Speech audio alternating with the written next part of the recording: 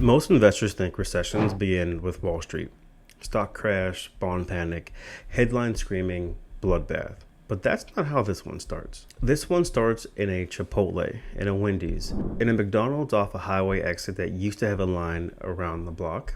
But now, no one's showing up. McDonald's just reported its worst U.S. sales performance since 2020, down 3.6% in Q1. And that's with higher prices, which means foot traffic didn't slow. It collapsed. And when low-income consumers stop spending, that's noise. But when middle-income households, $70,000, $90,000 a year, start pulling back, that's your alarm bell. Because they're renters, they're your renewals, and they're telling you something that no spreadsheet will. The next crack won't show up in rent rolls, it'll show up in dinner receipts. And by then, it'll be too late. Let's talk about what just happened. McDonald's, America's bellwether for everyday consumer behavior, just rang the alarm. So in Q1 of 2025, U.S. same-store sales fell 3.6%. Now, that might seem like a blip, but a rounding error, but only if you're not paying attention, because those stores also raised prices. So revenue went down, even though menu prices went up. Translation? Traffic didn't decline, it fell off a cliff. Now let's get specific. Traffic from low-income households dropped by double digits. But here's what happened. Traffic from middle-income consumers, those earning $70,000 to $100,000, also dropped nearly as much. And that's new. And that's dangerous because that's the group holding up the bottom half of the U.S. rental market.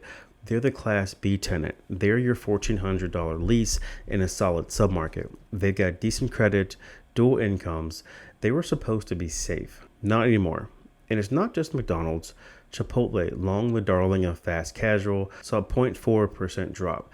That may sound small, but Chipotle hasn't missed in over a decade. When Chipotle slows down, you don't brush it off. You pay attention. Starbucks, a favorite of a white-collar coastal class, also saw a decline, -2% in sales. North Italia, a high-end sit-down concept, -1%. Even Domino's, the recession-proof pizza, took a hit. That's not industry weakness, that's consumer exhaustion. People aren't just trading down, they're opting out. And when a $5 McDouble starts to feel like a luxury purchase, you know pressure is building underneath the surface. But let's go deeper. The Consumer Price Index, CPI, for eating out has risen 30% since 2019. Meanwhile, wages haven't kept up. Real incomes have flatlined or worse. This is a textbook squeeze, and if you think it stops at restaurants, you're missing the point. Because the same consumer who just stopped buying fries is about to look at their lease renewal and say, do I really need to live here anymore? They'll trade down. Split rent, delay moving, vacancy drags creep up, concessions return, and your pro forma collapses slowly. Then, all at once. This is where recession shows up first. In behavior, not data. The spreadsheets catch up later. Now here's where the most people stop thinking. They say McDonald's traffic down, they say the consumer's pulling back. While they're not wrong, but here's the problem. They miss the real story because even while those same stores' sales are falling, McDonald's stock up 18% this year, up 74% over the last 5 years. So how do you explain that? Well, here's how. McDonald's isn't a fast food company. It's a real estate company with a side hustle and burgers. So let's walk through their balance sheet. At the end of 2024, McDonald's had a $55 billion in total assets. Only $4.6 billion of that was in cash, receivables, or short-term assets. That's just 8%. The rest, $25 billion in property and equipment. Hard assets, buildings, dirt, and here's the kicker. McDonald's owns 70% of their buildings and 45% of the land beneath them. Let that sink in. They're not just flipping burgers, they're collecting rent. They've locked down prime, high-traffic intersections across America and turned the Golden Arches into an anchor tenant for themselves. Because when you operate as a landlord, the business model changes. It's not about selling product, it's about controlling location. Now think about what that means in a high inflation, high cost, uncertain demand environment. The franchisees, the ones running day-to-day operations, they're the ones getting squeezed by wage inflation, food costs, foot traffic declines. But McDonald's corporate, they're still collecting rent.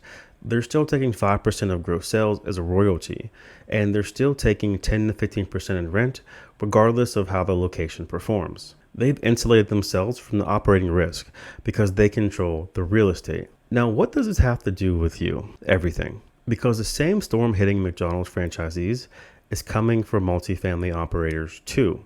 wage pressure, consumer fatigue, high operating costs.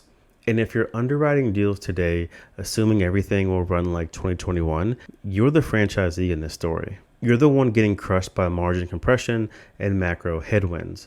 But if you structured your portfolio like McDonald's, long-term land control, favorable rent positions, asset selection over product speculation, you'll survive the storm. You get paid even when the tenant doesn't. The lesson isn't about restaurants. It's about how you position yourself inside the capital stack. McDonald's has done it for 70 years, and the smart multifamily investors are doing it now. So the only question left is, are you owning the asset or renting the risk? So let's zoom out. Everyone's been talking about inflation for 3 years, but few people understand where it's landed hardest. Let's start with food. The CPI, Consumer Price Index, for eating at restaurants is up 30% from 2019. And no, this isn't price gouging or corporate greed. This is structural. Why? Because the cost of inputs, food, labor, logistics, has been quietly compounding. And let me give you a real breakdown. So crew wages at McDonald's up 40% since 2019. Minimum wage in California for fast food, now $20 an hour. Beef prices, potatoes, vegetable oil, all rising faster than CPI can track. And while those input costs exploded, consumers' real wages didn't. They're earning more dollars, sure, but those dollars buy less food, less rent, less everything. Which brings us back to your tenants. The middle income renter, the one paying $1,650 for a 2-bed in a solid submarket, they just got hit with a higher gas, higher groceries, and maybe a wage that's up 3%, while their life costs 12% more. Now, here's where it gets worse. There's a new factor hitting the system. One, the spreadsheets don't account for yet. GLP-1 weight loss drugs. Yes, you heard that right. These aren't just medical breakthroughs, they're economic disruptors. According to Cornell University, users of GLP-1 drugs cut grocery spending by 5 to 8% on average. Morgan Stanley reports 63% of users dine out less. That's not a trend, that's a behavioral transformation. Let me spell this out. Millions of Americans are literally eating less. Less calories, less snacks, less indulgence. That means lower restaurant revenue. That means less foot traffic. And that means shrinking receipts across QSR, casual, and even high-end chains. And guess what? When people start consuming less food, what do you think happened to their view on housing? It gets simpler, smaller, cheaper. Not because they're broke, but because they're recalibrating consumption. And if you're underwriting 3% rent growth into the next 5 years without factoring in this wave of discretionary minimalism, you already mispriced. Because this isn't just an affordability squeeze. This is a cultural shift. People aren't just unable to spend, they're choosing not to. And that's what makes this recession different. It won't feel like a crash. It'll feel like a slow erosion. Vacancy here, renewal delay there, and suddenly your net operating income is down 12% before you even know what hit you. That's why this section matters, because if you don't understand the new consumer, you can't understand the new cap rate. So let's stop pretending this is just about fast food. What we're watching isn't isolated. It's not a restaurant problem. It's not a consumer budget problem. It's a market signal, a slow spreading fault line working its way through the entire economy. And here's where the spillover begins. Start with the restaurant industry itself. 12 million jobs in the US, nearly 10% of all non-farm employment, hundreds of billions in revenue, and a critical anchor to service-based metros. When sales drop, when tips disappear, when franchisees close stores, cut hours, or delay new openings, that's not a one-off. That's the oxygen leaving the room in places like Vegas, Orlando, Nashville, Richmond, Virginia Beach. And now we're seeing it show up in travel and tourism. Let me give you some numbers. Las Vegas visitation fell 7.8% year over year in March 2025. That's the third straight monthly decline. Room tax revenues, down. Flight bookings, slipping. United Airlines just cut flight schedules to multiple metros. This is a discretionary recession. People aren't defaulting. They're not just staying home. And when that happens, every economy built on mobility, leisure, and consumption starts to weaken. So ask yourself, what happens when your Class B tenant who works in hotel services or hospitality gets his hours cut? What happens when your Class C tenant who relied on Uber tips or bar shifts sees their income fall by 20%? They don't just break their lease, They don't just renew it, or they ask for concessions, or they move back in with their family, or split a 2-bed 4 ways. Now multiply that behavior across 100 units. Suddenly your delinquency rate ticks up, your renewal rate slips, your rent growth flatlens, and here's the part no one tells you. It doesn't show up in the headline stats until 6 to 12 months later. By the time CoStar adjusts the rent comps, the pain is already in your NOI. So no, this isn't just about burgers. This is about the ripple effect when America's spending habits shift from the counter to the commute to the couch and finally to your balance sheet. If you're investing in Virginia multifamily, this isn't theoretical. You've got markets with tourism-driven job bases, service-heavy employment pools, working-class renters already stretched thin. Now, the smart capital is watching how the consumer moves long before rent data confirms it. So the only question is, are you watching it too? Or are you waiting for the spreadsheet to tell you what your gut already knows? So let's stop dancing around it. The numbers don't lie. The consumer is breaking, the operators are absorbing it, and the smart money is already shifting its strategy. So what's the lesson here?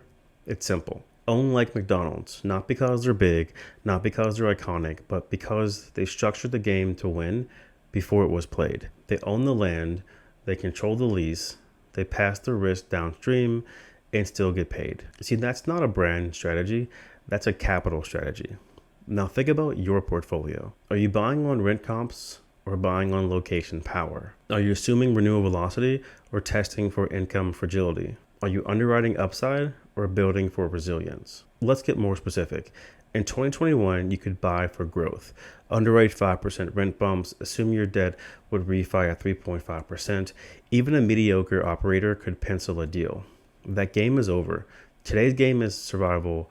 Preserve downside, control your bases, build operating leverage into your real estate, not your pro forma. That means investing in submarkets with sticky demand, securing assets with in-place affordability, targeting low basis opportunities with room to flex, and most importantly, partnering with brokers and operators who understand what's really happening, not with just what the listing memo says. Because what we're seeing now is just a slowdown.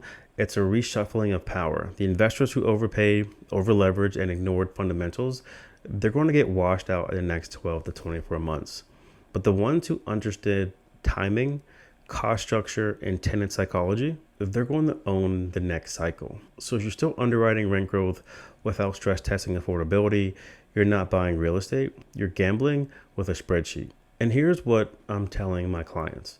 Underwrite like a pessimist, operate like a craftsman, exit like a thief in the night, because in markets like Richmond and Norfolk, it's not just about which building trades hands. It's about which investors hold the story, the ones who understood the warning signs when they were still coming in through the drive-thru. Let me be blunt. If you want a broker who just sends you the deals, it's not me. But if you want someone who translates micro signals into a real acquisition strategy, who sees the cracks forming before the headlines break, and who builds defensible portfolios for high net worth capital, then reach your talk. Because right now, this market doesn't reward optimism, it rewards foresight. And that's what I trade in. So where does this leave us? Not in panic, not in retreat, but at the edge of a shift, one that only a few positioned to benefit from. Because headlines chase lagging data, and you've just seen the leading indicators, the consumer pulse, the early cracks, the downstream impact, and the blueprint for what resilient investing actually looks like in 2025. This isn't about being scared. This is about being early. We're entering the kind of market where clarity outperforms speed, and smart capital can finally buy with discipline, not desperation.